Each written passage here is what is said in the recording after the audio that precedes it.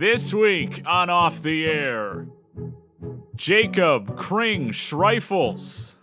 Hello, everybody, and welcome to another edition of the Off the Air podcast. We're glad you're with us. I'm Jimmy Sullivan, joined by Nick DeLuca, also joined by Jake Kring-Schreifels. He is a former managing editor and staff writer for the Washington football team, also worked as a senior editor for the New York Yankees, has written articles that have been featured in the New York Times, The Atlantic, GQ, The Ringer, Esquire, MLB.com, and many others. And just recently, he accepted a job as an assistant editor for The Doe, which challenges the ways people engage with new ideas. And most importantly, for our purposes, he is a member of the class of 2014 and a WFUV alum. Jake, forgive me for rambling on about your resume. Thanks for joining us. How are you?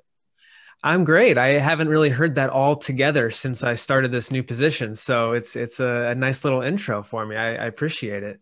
Hey, you got to get all that stuff out there. Right. Let me ask you to start. I know it's kind of an obvious question. Just how much has your life changed in the past 9 months or so as we all deal with this pandemic and our new ways of life?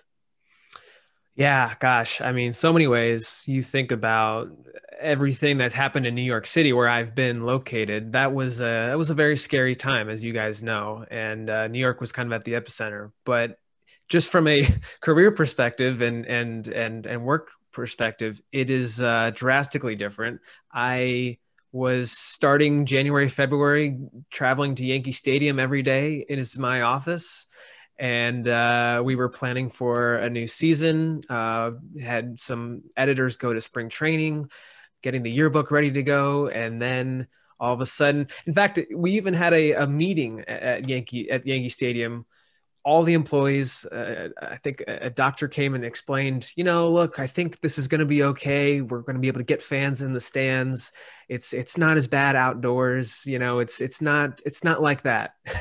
Of course, come March, everything has changed. And now I'm at a new job, and everything is remote. And I haven't met a single one of my colleagues in person. It's all over Zoom. So yeah, it has been very different for me this year, and a lot of different changes just in terms of the way I work, what I'm working on itself, moving out of the sports world in some respects. So there's been so many different things I could probably tackle and we can talk about. But yeah, a lot of new things for me in 2020, as many can say. You mentioned some of the changes, a lot of the changes that all of us have been going through, and you go up and down the list of this is different. What has been the most difficult transition for you since the pandemic hit? Gosh, I would say, the interpersonal communication and ability to kind of work as a team was always the best part, at least for my job with Washington and in an editorial staff. There's so much of, well, how do we figure out a newsroom situation that can work for everybody? And I think everyone's been struggling with the way that newsrooms have had to adapt. I'm sure at FUV, even that small newsroom you have, it's a nice opportunity to spit ideas at each other, to have conversations and build rapport. That was really lost when I was with the Yankees and we kind of had to go remote, and, you just don't have those opportunities to engage with each other.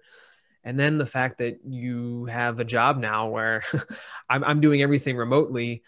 We've tried to create that same atmosphere over Zooms and over our Slack groups and different ways that we communicate over messaging systems, but it's been a difficult transition that way. I think I've learned to be able to figure out how to communicate better with just texting and emailing, and trying not to read into too much silence here and there, and being accountable with what you have to do, getting your work done without knowing exactly when the workday ends for everybody at the same time, and not checking into an actual office space anymore. You're kind of waking up and deciding, well, I should boot up my computer and get going. So I think all of that has been the biggest transition for me, is just trying to learn how to be more accountable with myself and figure out how to function the best with other people's work schedules. Jake, maybe moving over to lighter subjects now. And I introduced you as a member of the class of 2014 at Fordham. You spent a lot of time at WFUV in your 4 years at the school. If you don't mind, I want you to take me back to when you were finishing up high school, starting college. What exactly was it that attracted you to WFUV in the first place that made you sit there and say, okay, I want to be a part of that? Well, I didn't know a lot about WFUV when I came into Fordham. I would say I had a good understanding that there was an NPR radio station. There were some opportunities there to pursue journalism in that area. If I were to go to Fordham, I went and got a nice little lecture, toured around a little bit when I was still looking at schools. And I wasn't necessarily sure if radio was a thing for me or not. And I think that opening college fair, all around Eddie's Parade, you kind of go around and you go to the different tables and you start figuring out what you want to maybe sign up for.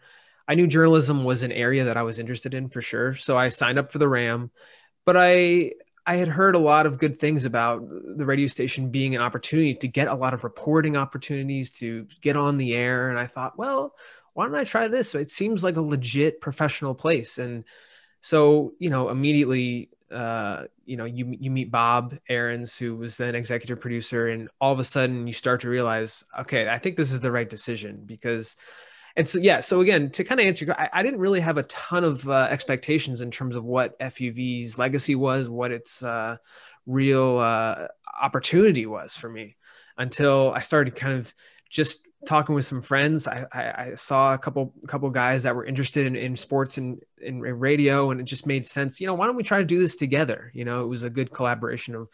It was a great way to make some friends, and eventually that turned into a full year of training. That was, it just opened up my horizons to what I could do in terms of journalism, but also just making so many different connections in the industry, and then learning about it, obviously the legacy, which is just incredible. So it was more, I'm going to figure out what this is. And then it turned out to be a great decision.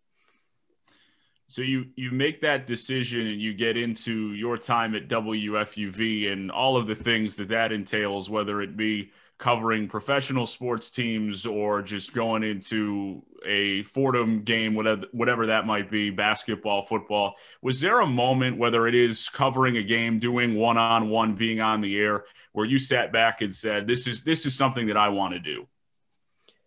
Yeah, I vividly remember the first time I went to a major league stadium to cover it as a reporter. I have also been a very big fan of movies and writing about entertainment and culture. And I remember reading the book Moneyball, which had been a few years old at that point, but they just started to make a movie was coming out with Brad Pitt that year, 2011. And so I thought, I look at the Mets roster and I looked at the Yankees roster, and Jason Isringhausen is there in the Mets, and Nick Swisher and Eric Chavez were on the Yankees at the time. And I thought, let me ask Bob if I could potentially go and do a cool story about Moneyball all these years later, and how these guys have made their careers, and based off, Billy Beane and this whole revolutionized way of thinking about baseball. And so I remember going to the Mets locker room and figuring out how to approach a player. It was probably the scariest thing. I remember putting up a mic to this relief pitcher, and I had really no idea what I was doing. And, it was one of those first moments where you come away and you're like, I did that. I was in the Mets clubhouse with all these established New York reporters, and I just went and talked to a baseball player about a personal story that I wanted to do. And so I eventually talked to Nick and Eric and put a little story together for the website as we were building it at the time. And it was a really great opportunity for me to realize, okay, this is what I could make of something here. I could kind of find my creative niche, which is kind of merging some sports culture, some entertainment, and figuring out a way to create something that has been, I've been passionate about for a while. And I really felt like, wow, this is it. This is what I can do. This is what FUV is providing me. So that was kind of one of those pinch me, welcome to the show moments in some respects. For sure. And Jake, you're talking about your various interests being sports, entertainment, movies, whatever. And you also have a very wide range of skills. And, throughout your career, you've done a number of different jobs since being at WFUV.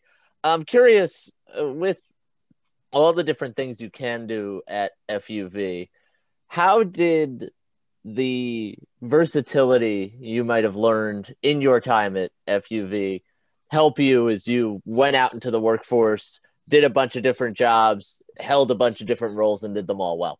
Mm-hmm. It was great. It was vital to kind of figure out a way to kind of immerse yourself in so many of the facets of FUV. And I mentioned the website earlier, right? I didn't think we really had much of a website presence, and I think that's one of the things that I worked on with Mike Watts, who you guys know, and Kenny Ducey. We really figured we needed to promote our work there, and so because FUV is a student-run place for the most part, and especially FUV Sports was, we figured we could really kind of build this thing ourselves. And so we spent a lot of time working on social media and sharing our work there. We spent time on our website and trying to make sure that our podcasts and all of our radio clips and one-on-one interviews were all kind of stored there and into a nice public vault. And so that was a way that we all kind of took it to the next level in some ways and figured we're doing this, but how can we do even more and share what we're doing? So that was another way where I felt like, okay, I think we can make this what we want it to be, and it's not just radio and we go home. And so that was so fundamental in terms of what I was doing with Washington later on and working in social media and the website editing, but also learning how to interview people on the spot, doing podcasts, all that kind of stuff. And I just kind of threw myself into it. I was not huge into play-by-play. I knew that just wasn't a big passion of mine, but I knew that the radio station was so great because it had all these other opportunities for me. And to be clear, I also was very much invested in the pep band. I was a trumpet player. And so I knew I wasn't really going to be able to be at a lot of games doing play-by-play or color commentary for basketball or football. I was still very much invested in music. And that was another opportunity for me to see the game from another perspective, see behind the scenes, but also just learning the different ways in which even game time entertainment is around. And so I've always kind of been interested in the very different aspects of sports. And I think just being around different areas within the station, not just solely investing in play-by-play, which is kind of the, Marty Glickman and that award is so tailored to guys who want to do that for a living. And I just didn't find that was my lane, but WFUV provided so much for me to be able to get out of that. So yeah, I mean, that was a really great opportunity to kind of figure out different ways to kind of explain my skills and try new things that eventually, like you said, it really does help you later on. You have so many skill sets that you can use in different ways because you figure out how to change and find your own path through it. You mentioned Mike Watts, among others. Was there a student or a group of students, whether it be upperclassmen, classmates, that you felt you really learned from and grew with throughout your time at WFUV?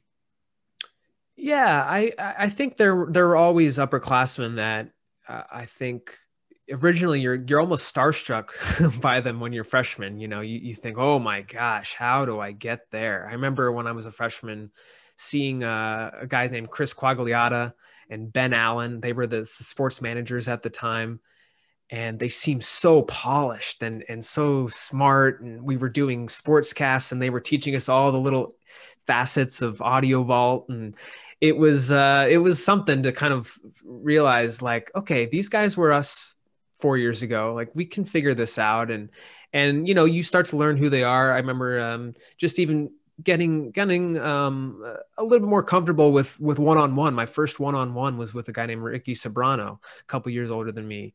And, he made me feel right at home. And it's one of those moments where you just start to feel like these guys are all in it with you. It's not this huge competition all of a sudden. It is, they generally invested in everybody at the station because everybody builds each other up.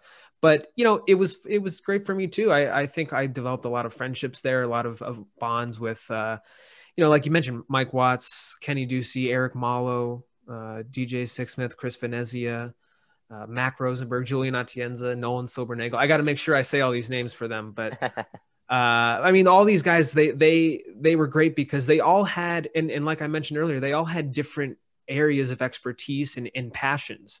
You know, Mike and DJ and Kenny were really interested in play-by-play, and so was Mac. But you know, Mac was also really good at sportscasts, and he was really interested in talk radio as well. And Julian was great behind the boards. So was Eric, and they've all kind of taken those interests into jobs now. But it was great because I think even within that group of people, there was a diversity there, that not everyone was just fighting for one spot. You know, everyone had different ways of going about the FUV process. And so I always felt kind of, in that vein as well. I wasn't in play-by-play. I liked doing the sports talk shows, but I liked writing. I liked finding different ways to report, do audio features.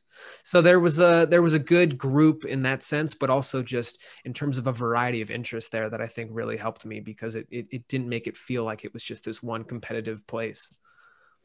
Jake, in addition to the people you get to work with at FUV, a large part of it's also the experiences you get to have. And yeah, I'm curious, in your time at Fordham and FUV, what are some experiences, whether it be a show, a game, a trip, whatever it might be, that maybe you haven't mentioned? Obviously, you talked about the Moneyball story you got to do, but is there anything else that really sticks out in your mind where you sat there and said, whether it was in the moment or afterwards, wow, this is really special. I'm really lucky that I got to do that with FUV.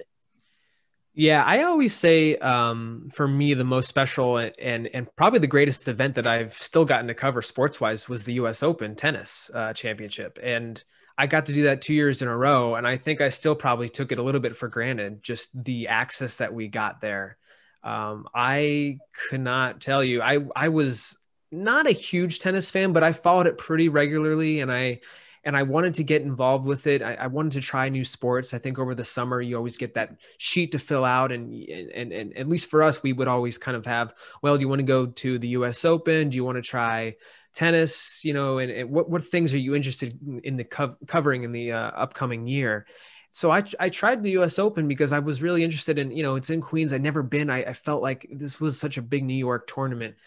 And it was amazing. The access that you get, I don't know if you guys have ever gone to it, but you put on that lanyard and you get free reign throughout all the courts. And I just remember going there and thinking, wow, like, here I am. I just walked into Louis Armstrong. I'm watching Serena Williams, and I just hop over to Ash and I'll go see Roger Federer, and you're 10 rows up. And it was that first year was almost too much of a dream. And then you start to figure out, okay, now how do I want to really cover this the next year? How do I want to, what could I do extra? And I remember I wrote a whole journal entry about, maybe 4 of them actually, about, kind of my experience covering 2 weeks of this kind of craziness, because it is a very different kind of tournament there.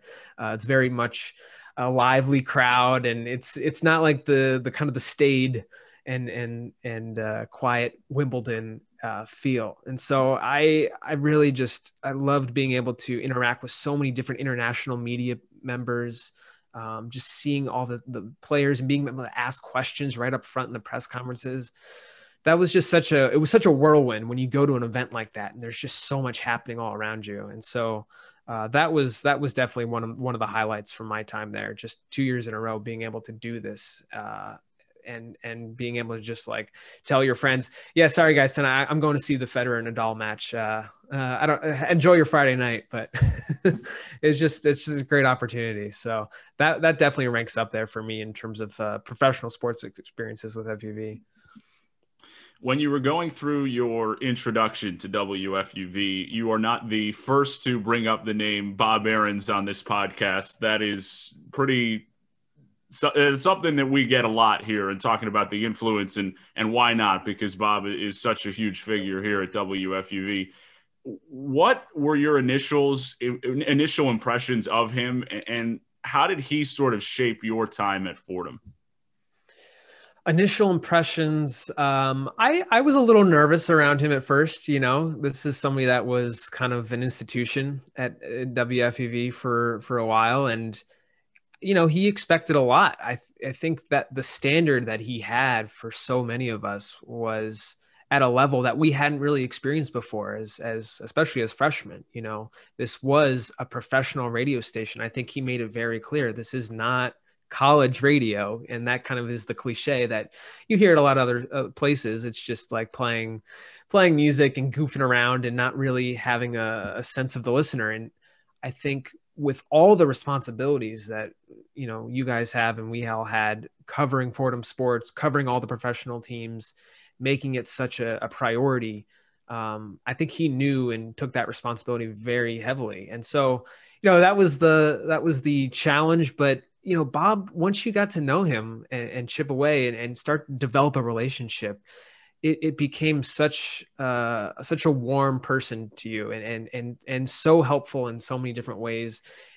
Just talking about anything. I mean, you could go into his office and you could start talking about the Dodgers, and he would give you just all these different yarns about his old days with following them.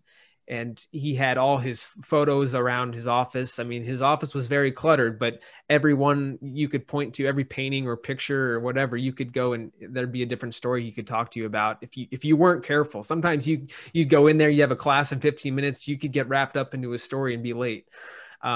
So, you know, that respect, it was a great relationship. But I remember, you know, specifically just in terms of the way I felt like he developed you as a journalist, as a radio person, as someone who was interested in just that and all the above. He was so strict and critical, but so kind in a way that it was very constructive. And so, you know, there would be a lot of times where you could feel his presence around you. Oh, I knew I flubbed that. He's gonna tell me I messed this line up, or he's gonna tell me this.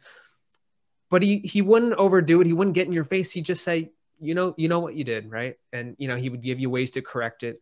And I remember there was one time particularly where we were doing a one-on-one, and it was the Super Bowl show. It was right before the Super Bowl. And I'm in the studio, and all of a sudden the entire board like goes out, and we were starting to freak out. You know, our engineers were trying to figure out what happened. And this was probably 20, 15 minutes before the show was about to start. We had to go into another studio, figure out the board there, get it set up. All of our stuff was getting transferred over. It was kind of a flying by the seat of your pants moment. I put on the headset. I couldn't hear my partner.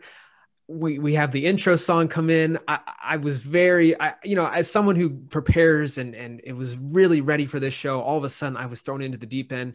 It turned into an okay show. I know I flubbed up the intro, and I remember just after that moment, I walked in for our post-mortem, as we would call it, just to discuss the show. And I walked in and I was just really down, depressed. I felt like the weight of the world on my shoulders. Like, here we are, we had the Super Bowl show and we kind of just blew it. It was just all these things out of our control. And Bob just looks up and he says, Jake, it's okay. Like, it's going to be okay. You know, like just giving me that self-assurance, like, this is not a catastrophe here. It was a show that didn't go as well as we wanted it to. And just those moments I just remember really, really deeply, because they were good reminders that it was so important to us to make an impression on Bob and to do everything right. But even when we didn't, he wasn't going to chew us out, you know, just vigorously for it. He was going to be there and kind of tell us, look, this is part of the process of making you into a professional. This is what happens. These things happen all the time in radio, and we get through them and we get better, and it's going to be all right. Jake, following up on that, obviously you must have learned a lot from Bob in the 4 years you were at Fordham. Just how much did the wisdom, the lessons, and maybe even sometimes the stories still help you in your career as you've pursued many different opportunities after being at FUV? Oh yeah, immensely. I mean, I think, you know, part of what that story was representing too was just that idea that, you know, it is important to kind of prepare, to kind of give yourself as much ammunition as possible when you go into a project, when you go into a job. making sure that you take it seriously and that, this is something that is your personal brand. As you guys know, when you speak into the mic, I mean, that is who you are. You're representing yourself and your brand.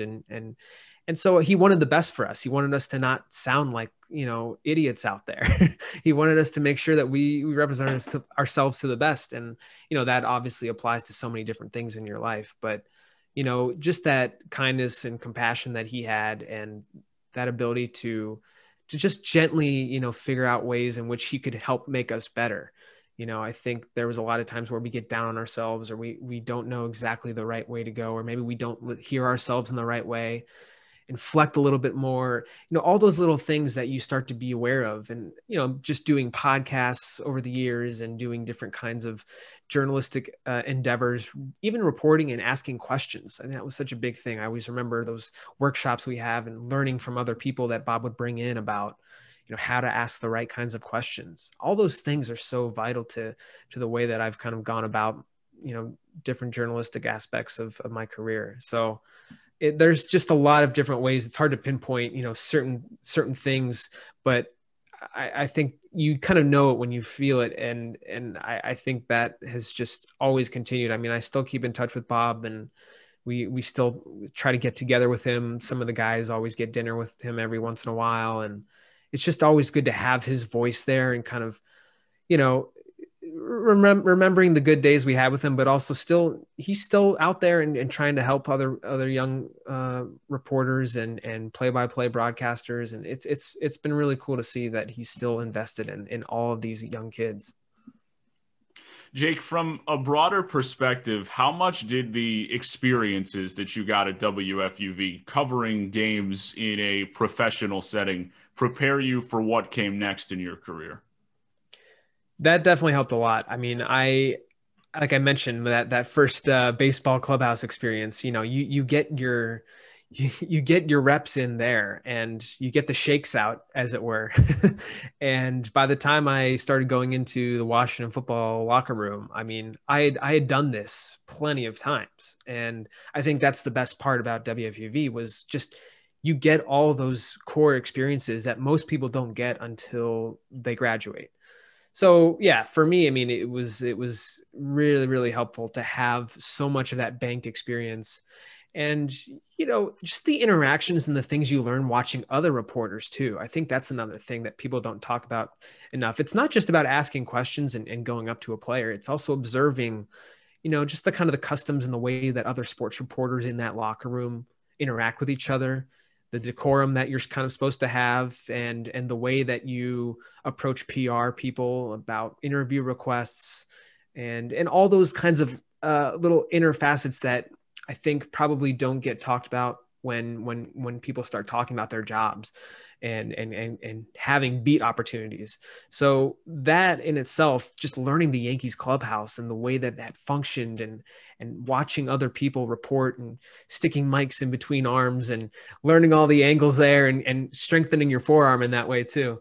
I just think that was really helpful to kind of take into a football experience where you're just kind of thrown on your own, and you are kind of expected to just, okay, we need a story on this guy, get it done. Okay, well, I've been able to conquer this before. And so especially my first year or two there, and you start to develop relationships with players, you start to figure out things based on those key experiences, for sure.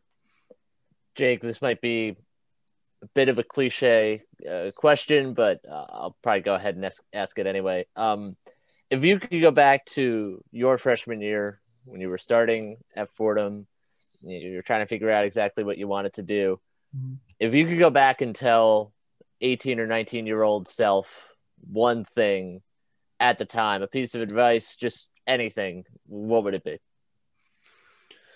Oh, man, I would probably say, I mean, for me, I majored in communications, and I think that was really helpful. I met some great professors and got to know a lot of kids, but FUV was my communications class, so to speak.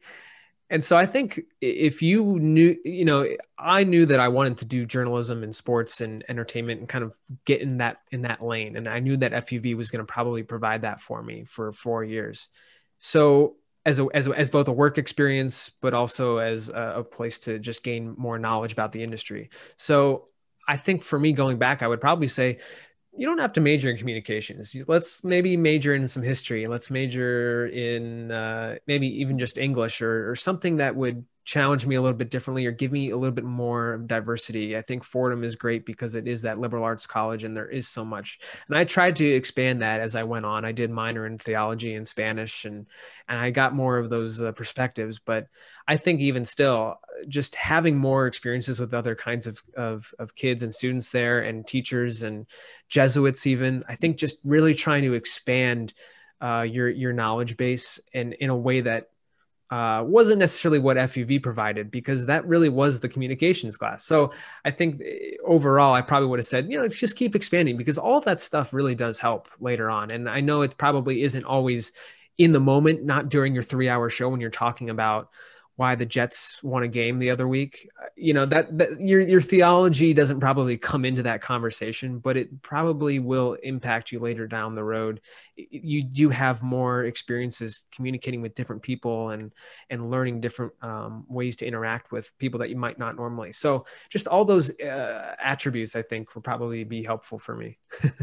There you have it. Jake Kring-Schreifels. He is currently an assistant editor at The Doe and WFUV class of 2014. Jake, thank you so much for taking some time with us. We really appreciate it. Thank you, guys. This is great. And keep warm up there at Fordham.